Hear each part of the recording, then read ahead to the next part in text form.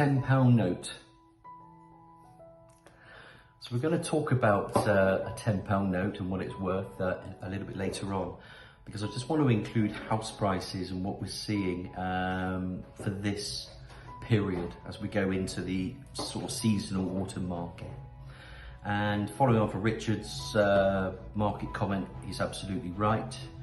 And I want to just talk about pricing because I'm seeing some weird pricing still going on. We're getting some agents that are openly putting a property on the market and then encouraging their clients to reduce their price within a few weeks, which, if you think about it, it's encouraging their offers, it's encouraging renegotiations.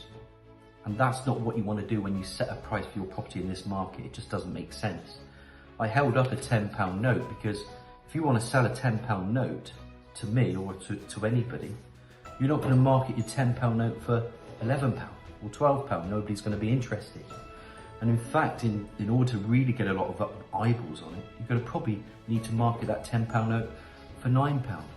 And that's the thing with properties. It's where those eyeballs are going to come in at. If you've got to buy by comparison and it's supply and demand, then surely in this market, you'll want your property to look as attractive as you can to the buyers that are out there. The buyers that you alienate and you overprice, they're not going to be interested in your property anyway. But those buyers that are interested, you don't really want to alienate them. You want them to come and look at your property. And that's the job of a good estate agent, to explain to you the average house prices on the market, what's selling, what's withdrawing. And at the moment, the average fall-through rate just last week was 28%. Well, that's 1 in 3, that's nearly 1 in 3 properties aren't making it to completion. And one of the good things that I've seen in signs with Lock and Key, and these are stats that we can back up if you want, it's taken us as an estate agent less time than any other estate agents here in the SN12 postcode to sell a property and to get it through to completion, because that is a big problem at the moment. Ever since Liz Truss and 𝘀𝗲𝗹𝗶𝗶 gave us electric shock therapy, the housing market became vulnerable because that's the first place.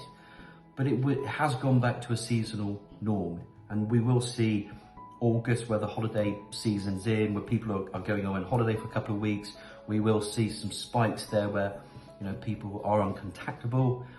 September will come in, and I talked to you about that earlier. I think just beyond September into October, where that market turns, and that turn was meant for a positive, not a negative, because I think it will plateau off in November and December, and we've got a good time to sell. You're not going to want to sell your property also next year. If say prices just gradually take a trip downwards, you're not really going to be wanting to sell. If you can sell your property for 400 today, why would you want to sell it for 375 next year? It just doesn't make sense. If you're trading up, it might make sense because that will also come down. But I think people like security.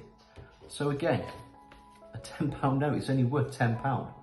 And I think we've just got to understand that's how this market is nowadays. It's gone back to a normal market.